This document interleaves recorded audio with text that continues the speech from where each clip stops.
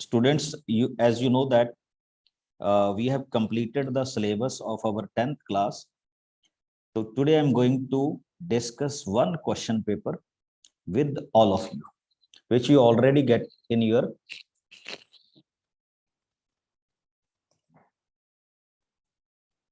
WhatsApp group. Okay, आपको मिल गया होगा आई थिंक. तो मैं उसी को आज यहाँ पे क्या करने जा रहा हूँ, डिस्कस करने जा रहा हूँ. ओके, एंड आई होप कि आप के ये काफी डाउट क्लियर होंगे थ्रू दिस क्वेश्चन पेपर, कि किस तरह का पेपर का स्टैंडर्ड रहता है और किस तरह से हम उन पेपर्स को यहाँ पे क्या क्वेश्चंस को किस तरह से एलेबोरेट करें. चलिए, तो one by one I am starting with the questions. हाँ, थोड़ा सा पहले मैं आपको बता दूं कि what kind of question you will get here. Okay, तो मैं फिर क्वेश्चन को सॉल्व भी करूंगा वन बाय. तो चेक कीजिए. The question paper consists of 14 questions divided into 3 sections. You know that कि ऐसा ही हमारे पास होता है इन क्वेश्चन पेपर में when we discuss this. Okay. Section A comprises of 6 questions, 2 marks each. ठीक. Internal choices provided into 2 questions. तो you know it very well कि total question होंगे 6 एंड 2 क्वेश्चंस में आपको क्या रहेगी बच्चे, चॉइस रहेगी in which you can solve your questions. Okay, मतलब आप ऑप्शंस ले सकते हैं कि ये वाले 2 क्वेश्चंस मेरे ऑप्शनल क्वेश्चंस होंगे and you can start with any one of these 2 optional questions. Okay.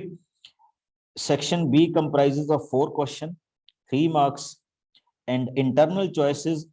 देखिए, एक ही क्वेश्चन में इंटरनल चॉइस हो. Okay, now I come to the next one. The next one is section C comprises 4 question of 4 marks, and which the interesting part of this is one question got internal choice and it contained 2 case study based question. How many? 2. यानी total इसमें 2 questions होंगे जो case study base में आपसे पूछे जाएंगे. तो I am starting with some questions. आप भी मेरे साथ यहाँ पे सॉल्व कर सकते हैं. देखिए, first question which he asked you, he said the 17th term of an AP, ठीक, exceed the 10th term by 7. तो what I can write, I can write it as A17 is equal to A10 plus 7. Okay, he said find the common difference. और question देखिए कितना easy है. In the next step I can write it as A17 minus A10 is equal to 7. A17 is A plus 16D,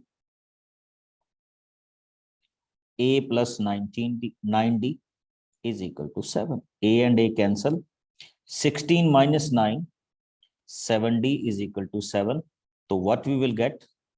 D is equal to 1. These are the paper first question of 2 marks, और ये इसके proper steps समझे which we can solve it. Okay, आप इसमें थोड़ा बहुत कुछ और भी ऐड कर सकते हैं जिस तरह से भी आपके पास ये क्वेश्चंस प्रोवाइडेड हो. Got my point? Okay, now see question number 2. Total question paper solve करूंगा बच्चे आज, don't worry. My next question is if Sn, देखिए what is given to you, Sn is equal to 3n square minus 4n, and then he asked what is the nth term. अब हमने इसमें क्या find out करना है बच्चे, nth term find out कर. तो हियर अच्छा एक चीज और देखिए, if Sn the sum of the first n terms of an AP is given by this, तो हमने इसमें कौन सी टर्म फाइंड आउट करनी है बच्चे, nth टर्म फाइंड आउट करनी है. मैंने आपको एक चीज बताई थी कि first of all what we can do, we will find S1. S1 क्या होगा बच्चे, 3 minus 4, it is -1. Then we will find S2। S2 क्या होगा, इसमें 2 वैल्यू फिल कीजिए। तो when you fill 2, 2 square 4, 4 into 3 12, 12 minus 8, S2 की वैल्यू क्या आ जाएगी, 4 आ जाएगी। Okay, now come on to S3. Now in S3, put up 3, it becomes 3 square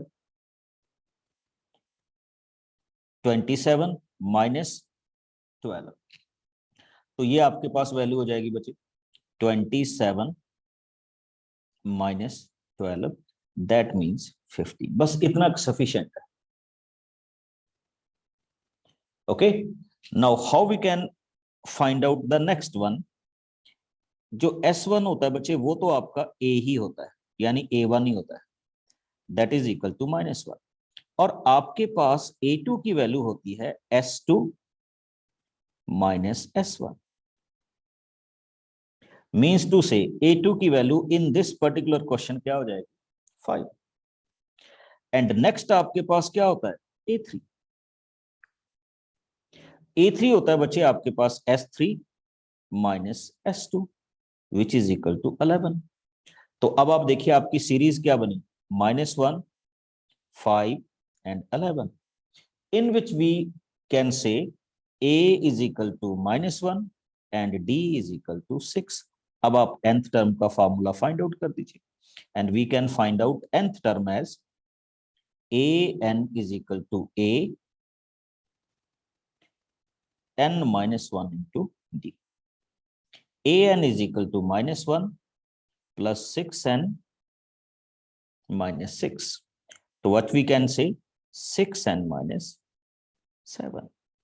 This is the nth term of our question। Got it?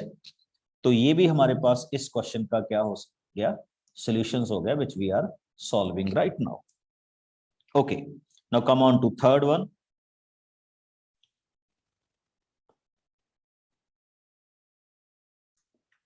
Now see question third, मैंने दोनों solve किए बच्चे, that's why you will get the answer। Okay, now in third one he said find the value of k so that it has equal root। तो you know it very well कि first of all we will write this as kx square minus 2kx plus 5 is equal to 0। Now if you check it, value of a this in this quadratic is k, value of b is equal to -2 and value of c is equal to 5। You know it very well, in discriminant we will say b square minus 4ac is equal to 0 when roots are real, sorry, equal। So in this category of questions I can write -2k whole square minus 4 into a into c is equal to 0। So what I can write, I can write it as 4k square minus 20k is equal to 0, or ultimately I can say k is equal to 5। So this is the answer of this particular question। Got it? Or we can say we can solve this question with the help of discriminant method। Got my point? तो ये आपका question number क्या था बच्चे, 2 था। But so far we have solved 4 question in this particular question paper। Now come on to next one। Here is one more question, question number 3। And in this question number 3 he said a right angle triangle ABC। What you have, right angle triangle A, B and C। Okay, right angled at B। Okay, right angled at B, circumscribing a radius, circumscribing a circle of radius r। इसके अंदर एक circle है whose radius is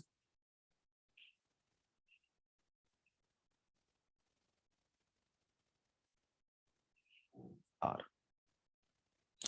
If AB and BC are the lengths, फिर से देखिए क्या लिखा हुआ है, AB and BC. This AB is given to you 8 and this BC is given to you 6. Find the value of R. हमने किस चीज की वैल्यू फाइंड आउट करनी है बच्चे? R की वैल्यू फाइंड आउट करनी है। और बड़ा इंटरेस्टिंग क्वेश्चन अभी आपके सामने रखा। देखिए, it is given to you कि this triangle is right angle.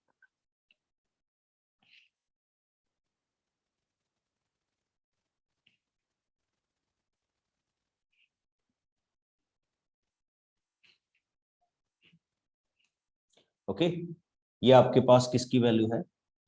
Right angle की क्या है वैल्यू है, which we are going to prove with the help of Pythagoras theorem. ठीक, अब एक चीज देखिएगा, हाउ वी विल, देखो आपको ये तो पता चल गया ना कि AC is 10 centimetre because ABC is a right angle triangle. अब एक चीज आपने नोटिस की होगी बच्चे, हमने एक इक्वल टेंजेंट का कॉन्सेप्ट किया था, तो we can also write that this, अगर हम इन पॉइंट्स को नाम दे दें, let us suppose this point is R, this point is P and this point is Q। तो we know that AR is equal to AQ। सबको पता है ना? Okay, and next we again know that CQ is equal to CP, and at the last we know that BR is equal to BP। ये भी I think आप सबको क्या होगा,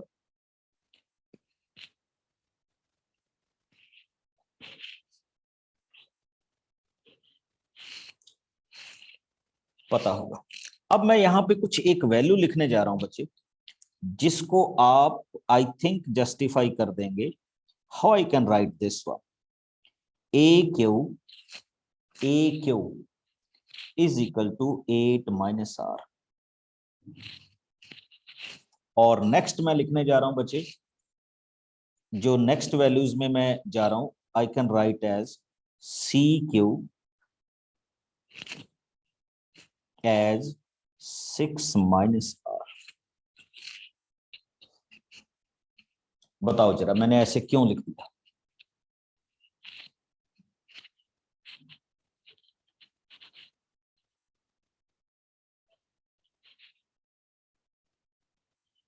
एनीबॉडी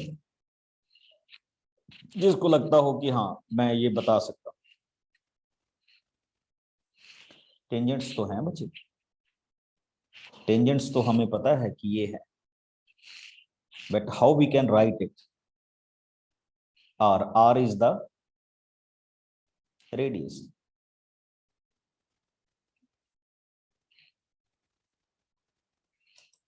यस बट सर इसके अंदर ना CB की वैल्यू क्योंकि 6 है, तो सर CP की वैल्यू 6 माइनस 6 प्लस PB हो जाएगा। देखो हम इसको क्या करते हैं, एक बड़ी अभी आपने करा, ये वाली वैल्यू बिल्कुल जेन्युइन है, ये वैल्यू R थी। ओके, ये वैल्यू भी R थी, तो हम इस वैल्यू को R ले लेते हैं क्योंकि ये राइट एंगल है। तो इसका मतलब CP की वैल्यू कितनी होगी बच्चे? 6 माइनस R होगी।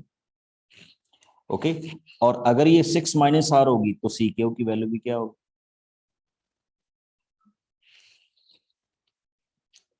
6 माइनस क्या होगी? R होगी। अब देखिए ये भी R था ना, R भी। ओके, तो ये वाली वैल्यू क्या हुई? 8 माइनस R, बिकॉज टोटल का सम 8 है, तो ये वाली वैल्यू भी क्या होगी? 8 माइनस R। दैट्स वाई अब आप सबको पता था कि what is the value of this, AQ plus CQ। तो AQ प्लस CQ ये किसके इक्वल हो रहा था बच्चे? AC के। And we know that 8 minus R plus 6 minus R is equal to 10, and after solving we got value of R is equal to 2। ये है इस क्वेश्चन का real part. Otherwise this question is also given in your NCERT book, वहां पे हम ये कर सकते थे कि हम इसको सॉल्व करते with the help of area. Okay, तो उस तरह से भी इस क्वेश्चन को फॉर्मेट किया जा सकता था with the help of area confined. ठीक, किस वाला? Area formation. Come on to next one.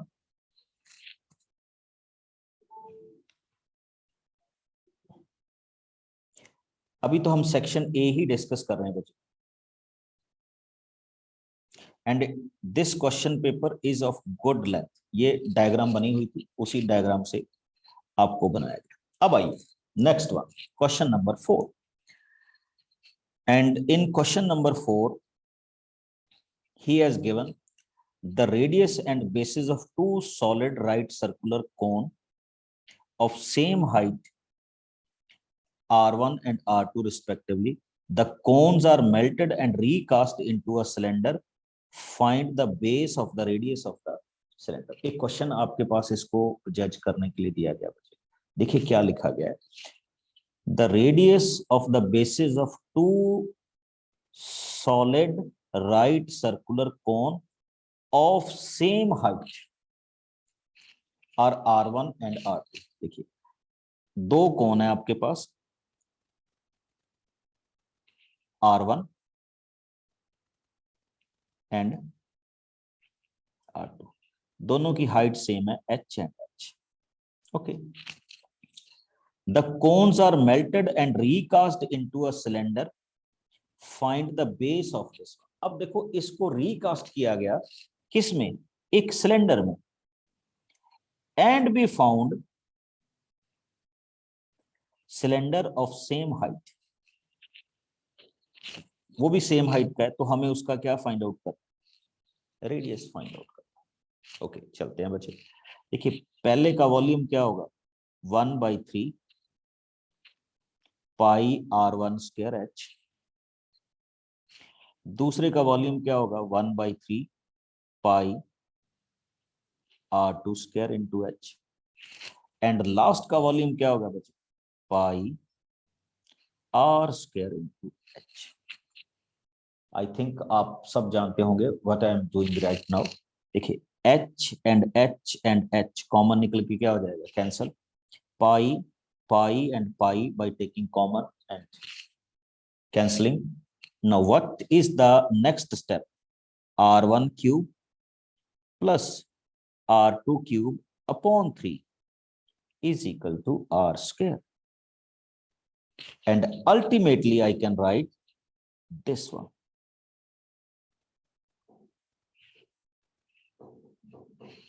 ये किसकी वैल्यू है?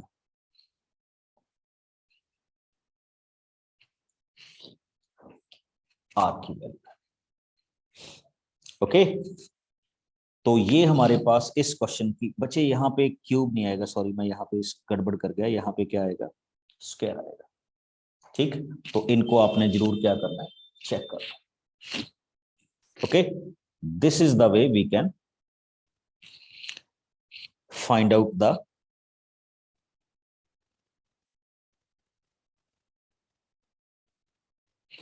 क्वेश्चन। अब आइए हमारा बहुत ही फेमस और बहुत ही अच्छा क्वेश्चन, जिसको हम बड़ा बढ़िया तरीके से सॉल्व करते हैं। He said find the mean, sorry the mean of the data is 27। We have to find out the value of. तो जितने भी बड़े से बड़े क्वेश्चन लिए जा सकते थे उन क्वेश्चंस को हमने किया है। मेरा ये मानना है बच्चे कि जब भी आप इस तरह का क्वेश्चंस करें तो go ahead with direct method. Okay, x and F. देखिए पहले वाले का अगर मैं वैल्यू बनाऊंगा तो इट विल 5, 15, 25, 35, 45। नेक्स्ट में आ जाइए, नेक्स्ट में क्या आ जाएगा? 8, P, 12, 13 एंड 10। और आपका नेक्स्ट जो फ्रेम होगा वो होगा F इंटू एक्स का। तो वैल्यूज में F इंटू क्या किया जाएगा? x किया जाएगा। अब एक चीज और देखिए, we will also add these values. जब आप इन वैल्यूज को ऐड करेंगे तो यू विल फाइंड आउट कि आपके पास ये वैल्यूज का सम कितना बन जाएगा, 43 प्लस p। अब जैसे इनको मल्टीप्लाई करेंगे 40, इनको मल्टीप्लाई करेंगे 15p, इनको मल्टीप्लाई करेंगे एंड सो ऑन, तो आपके पास इनका भी सम आएगा। तो डायरेक्टली अप्लाई दिस फार्मूला कि mean is equal to summation of f x, जो भी होगा, ओवर समेशन ऑफ एक्स। तो after solving this you will get the value of direct question. Got it? Yes. चलिए आगे चलता हूं बच्चे। ये क्वेश्चन बड़े रेलेवेंट होते हैं और हम इनको बड़े इजीली क्या कर सकते हैं, सॉल्व भी कर सकते हैं। तो my next question is find two numbers whose sum is 27 and whose product is 184।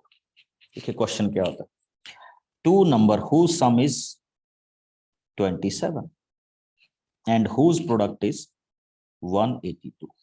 Question quadratic का क्वेश्चन है बच्चे, but how we will solve it वो देख लीजिए।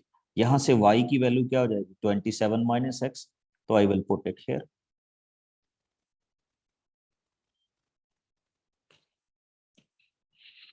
जस्ट सॉल्व कीजिए जैसे हम रूटीन में सॉल्व करते हैं। तो we got 27x minus x square is equal to 182। okay, ultimately you will get x square minus 27x plus 182 is equal to 0। this is the quadratic solution। और इसी के साथ एक चीज और आई है बच्चे interesting, now it is given to you a quadratic and he said solve it। तो आप देख सकते हैं बच्चे, इन क्वेश्चंस को ज्यादातर हम डिस्क्रिमिनेंट मेथड से करते हैं। Let us suppose this is A, this is B and this is C. तो सबसे पहले मैं डी पे ही अटैक करूंगा। First of all I will check it whether the roots are possible और नॉट। तो I can write it as -2√2 whole square 4 into a into c। तो जब आप इनको सॉल्व करेंगे बच्चे, तो in the solutions you will gate 8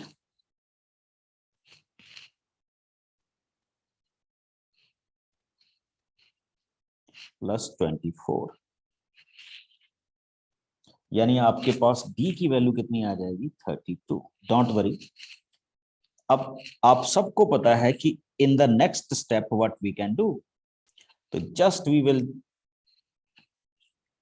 find out discriminant rule, and discriminant rule is -b means to say 2√2 plus minus √d means to say 32 upon 2a। 2a means 2√3। तो what I can write, इस 32 का under root कीजिए बच्चे, 32 का under root can be written as 4√2। तो 2√2 plus minus 4√2 divided by 200। just use the sign of positive as well as negative and you will get the answer। okay, थोड़ा सा easy mode का question paper नहीं है बच्चे, but जैसा मैंने कहा कि we have to solve whatever be the question. Okay, yes या सर यहाँ पे हमें रेशनलाइज करने की जरूरत नहीं है क्या? After solution yes sir. नहीं, यू कैन रैशनलाइज डेफिनेटली, हम किसी को ऐसे तो छोड़ते नहीं। अब देखिए, नहीं सर, वो मार्क्स तो नहीं कटेंगे ना अगर हमने रेशनलाइज नहीं किया तो? कर दो, मेरे ख्याल में it's the best part if you can. अब देखो जैसे I am using the sign of positive, okay, तो जैसे मैं पॉजिटिव का साइन यूज करूंगा तो आई गॉट 6√2 तो ultimately what you will get, इसको आप सॉल्व करोगे। Okay, now rationalise it. Now when you rationalise it तो यू विल गेट 3√6/3। तो इसका ओवरऑल आंसर क्या आ जाएगा? Root √6 six. Is there, √6 is there. ठीक है, तो आई थिंक अगर कर दोगे तो इट्स गुड बात, बट अगर नहीं करोगे कोई प्रॉब्लम तो नहीं है, बट हम किसी भी इरेशनल नंबर को लोअर फॉर्म में नहीं छोड़ते as far as mathematics concern. Okay, चलिए, तो this is the first section of our questions. बच्चे आप इसको सॉल्व करके देखना properly and manage your time. Within coming days you will get many more papers. Okay, now we are moving to section C. मैं थोड़ा सा B को स्किप कर रहा हूं, आपको सी पे लेके चल रहा हूं, बी में भी आएंगे हम। ओके, तो हम सबसे पहले आ रहे हैं क्वेश्चन नंबर 14। देखिए, he said 2 types of questions। और आप, आई थिंक आप सब जानते होंगे कि इसमें कुछ भी नया नहीं होता। जिन क्वेश्चंस की मैं बात कर रहा हूं ना, they are the same question, but इनको थोड़ा सा क्या किया गया होता है, अलग फॉर्मेट में बनाया गया होता है। जैसे मैं इस क्वेश्चन की बात करूंगा, आप पूरी स्टोरी लाइन पढ़ लीजिए, एंड स्टोरी लाइन पढ़ने के बाद आपको पता चलेगा what he is asking you. He is asking you to find out the length of this tower।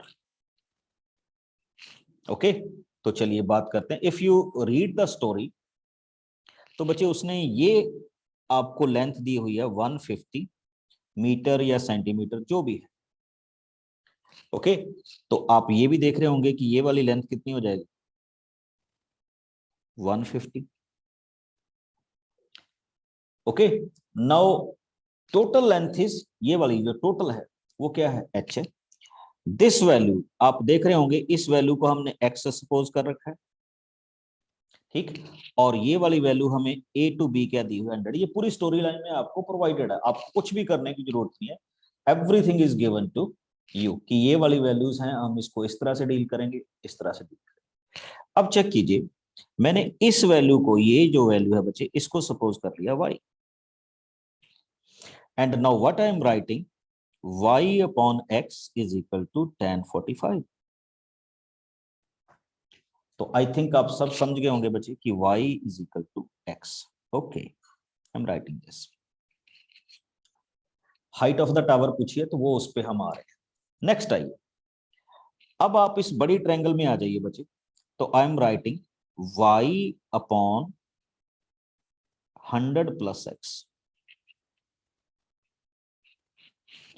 Is equal to tan 30।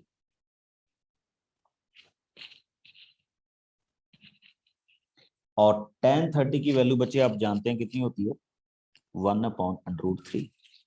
तो what I can say, y is equal to 100 + x/√3। और आप सब समझते हैं बच्चे कि ये भी y की वैल्यू है, ये भी y की वैल्यू है। We will keep them equal, x 100 + x divided by √3। Solve कर दीजिए, और सॉल्व करने पे आपको किसकी वैल्यू मिल जाएगी, x। अब देखिए, जैसे ही आपको x की वैल्यू मिली तो आपको y की वैल्यू मिल जाएगी। y में 150 ऐड कीजिए, that is the height of the tower. Okay, what is the distance between the tower and the house of Suraj. ठीक, ये सूरज का हाउस था, ठीक। तो 100 + x है, वो क्या होगा आपका इस क्वेश्चन का आंसर। गॉट इट ना? Same kind of question, but in a case study. One photograph is there and he will create a scene to solve the question, and height and distance is the best example to solve it। अब आइए, मैं भी आपसे पूछूंगा how you can solve this question 40। next,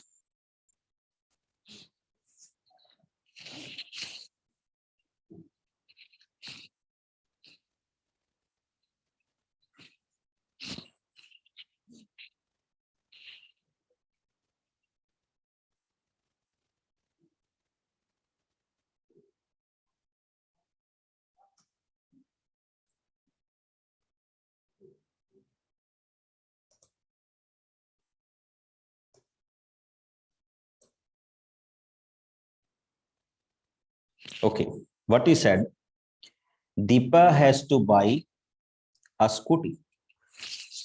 Okay, she can buy a scooty either making a cash payment of rupees 25,000, या तो वो total कितना पे कर दे, 25,000 पे कर दे, और by making 15 monthly installment as below, या फिर वो नीचे तरह क्या कर दे, इंस्टॉलमेंट दे दे. This is the first instalment, second instalment, third instalment and so. बच्चे आप देखिए जो इंस्टॉलमेंट हैं they are in the form of AP. Okay, जिसमें आपको फर्स्ट टर्म मिल रही है, you will get 3425 and you will get the value of D by subtracting this one. तो डी की वैल्यू अगर आप चेक करेंगे तो you will getting -200. Now what he asked, find the amount of sixth installment. Actually what he is asking you, find out the value of sixth term, and we know that the formula of sixth term is a plus 5d. Just solve it. 3425 5d की value क्या हो जाएगी बच्चे, -200. तो you will solve this term now. Got it? तो आपके पास जो भी वैल्यू आ जाएगी, तो ये 1000 है, ये तो सिंपल ही है बच्चे, 2425. And next he said total amount paid in 15 instalment. अब हमने बताना है कि टोटल इंस्टॉलमेंट 15 में कितनी होगी, सॉरी टोटल पेमेंट कितनी होगी. That means we will find the value of 15. तो उसका फॉर्मूला होता है n/2 2a प्लस 14d. इनको सॉल्व कर दीजिए बच्चे. तो after solving you will gate 30,375 rupees. अगर इंस्टॉलमेंट्स में ले हुए तो कॉस्टली तो पड़ेगी, आप जानते ही हो. ठीक है, तो दिस इज द वे. देखिए if you see this question, तो आपने देखा होगा कि ये बिल्कुल नॉर्मल क्वेश्चन है, बट हमने उसको एक स्टोरी लाइन के साथ क्या किया है, प्रेजेंट किया, and that is the case study. और कुछ भी नहीं होता इसमें, same formula, same references. Okay, चलिए वापस आपको कुछ क्वेश्चंस दिखाता हूं बच्चे.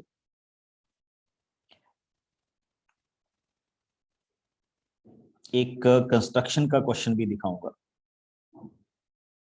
देखिए क्या, ये बहुत फेमस क्वेश्चन है. And he said draw a pair of tangent to a circle of radius 5 centimeter inclined to each other at an angle 60 degree. I think सबको आता होगा, ठीक, बट फिर भी जस्ट फॉर योर क्लैरिफिकेशन कि हम इस क्वेश्चन को मूव कैसे करवाते हैं. ओके, तो इस क्वेश्चन को या सॉल्व किस तरह से करते हैं, या किस तरह से इन क्वेश्चंस को हम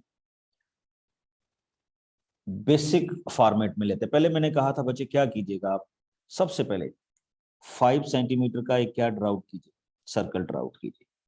मैं इसी में बना रहा हूं. Okay, now from centre draw any point.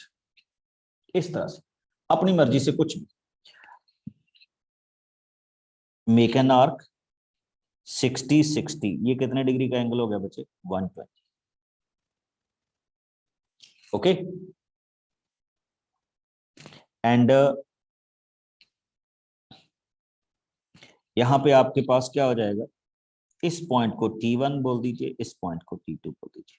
Now your work is draw the angle 90 degree at this T1. तो उसके लिए हम क्या करते थे, कंस्ट्रक्शन 90 डिग्री, कंस्ट्रक्शन 90 डिग्री.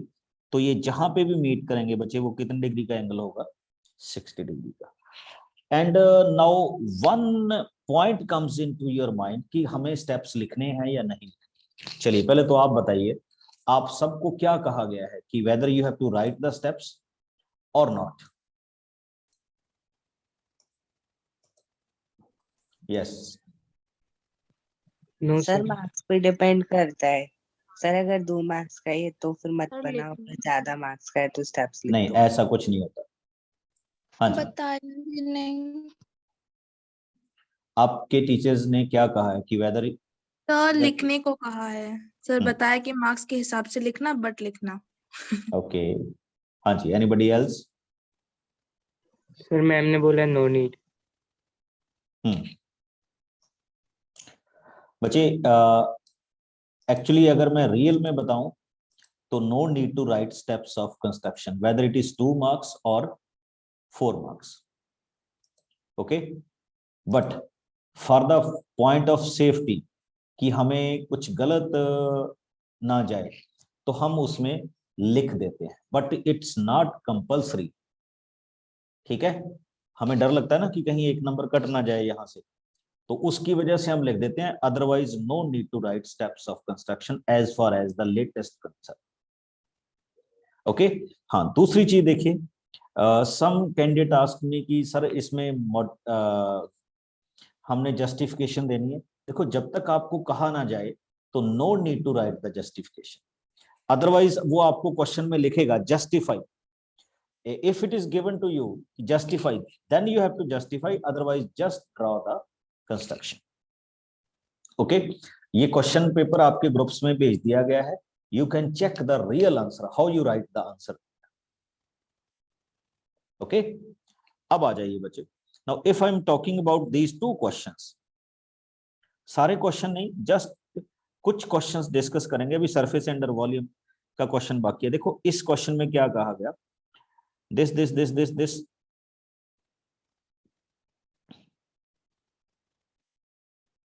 ठीक। Question number 7, the following data find the mean. अब देखो क्या कहा गया, आपको क्या फाइंड आउट करना है, मीन फाइंड आउट करना है। Okay, and in the next question आपको क्या कहा गया, मीडियन फाइंड आउट करना है। तो we have three things, mean, mode and median, that means you have to prepare all the 3 directly indirectly. देखो इसमें क्या कहा गया बिलो, तो first of all we make continuous frequency distribution from this data, और कंटिन्यूअस फ्रीक्वेंसी डिस्ट्रीब्यूशन बनाने के बाद then we will find the median. अब चलिए मैं मीडियन का हल्का सा फॉर्मूला लिखता हूं, एंड आई थिंक आप सबको याद आ जाएगा, L n/2 minus CF upon F into H। हम बहुत सारे बच्चे पूछ रहे हैं कि हम इसमें कौन सा मेथड अप्लाई करें, तो it will up to you, जो आपको ठीक लगे, because method is not mentioned here, तो आपकी मर्जी है। ठीक, सॉरी, इसमें मॉड भी पूछा गया था बच्चे, ओहो, फाइंड द मॉड, तो ये तो कमाल कर गया है कि क्वेश्चन में 2 पूछ। ठीक,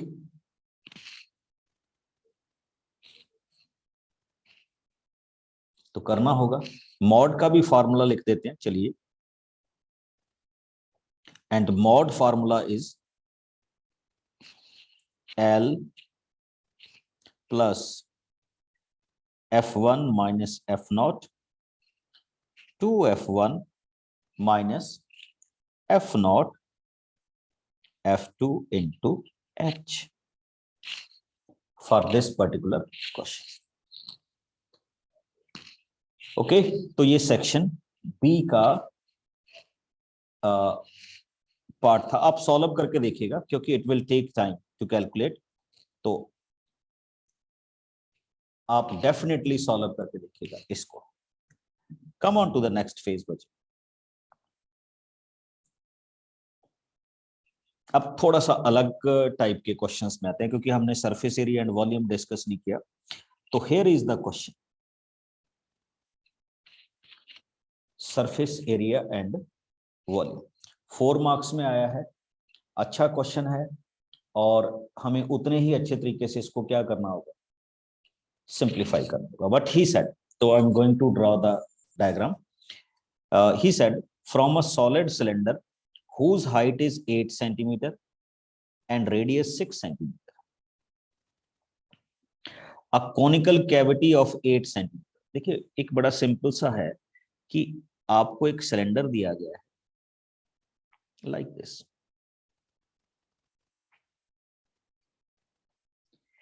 and its radius is 6 and height is 8. अब उसने कहा a conical cavity, ये वाली जो कैविटी है उसमें से क्या कर लेगी, रिमूव कर लेगी।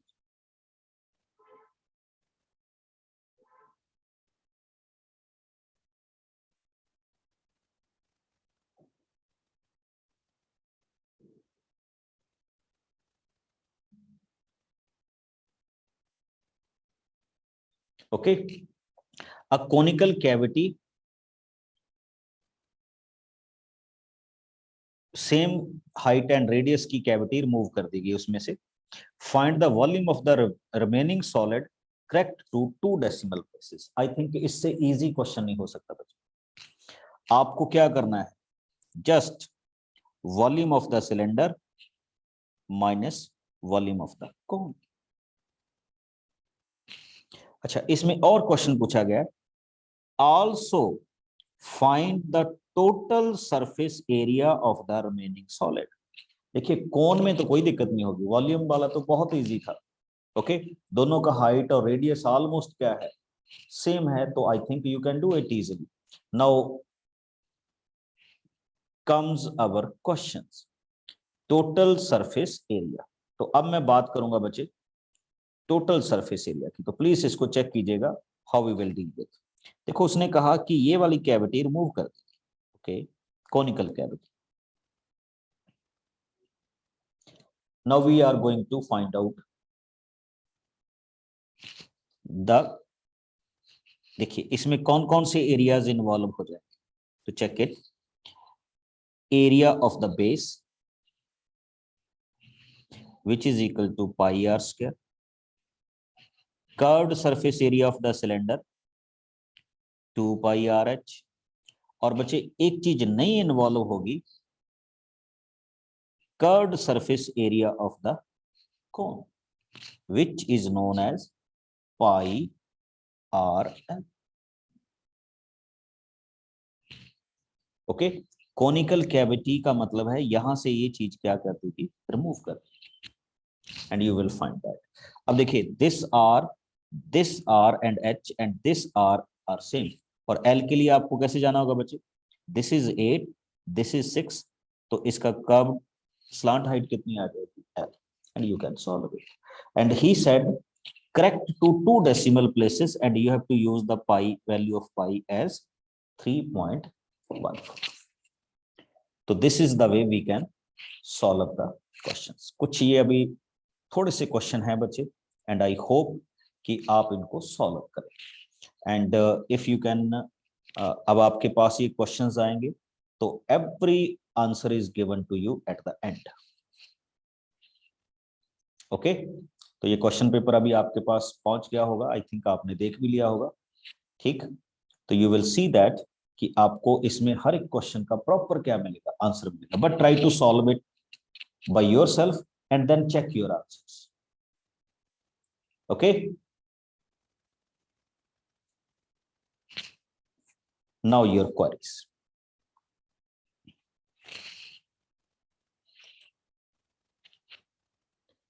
Yes, Pratish. Good evening, sir. Good evening. Sir, how can we determine the H in terms of finding the mean by a step deviation method if class size are unequal? No, but if class size are unequal, then Yes. then you have to apply the direct method. Okay, sir. Okay, then just convert into x into f. फिर आप उसमें specific method नहीं लगा सकते। Okay, sir. Thank you. Okay.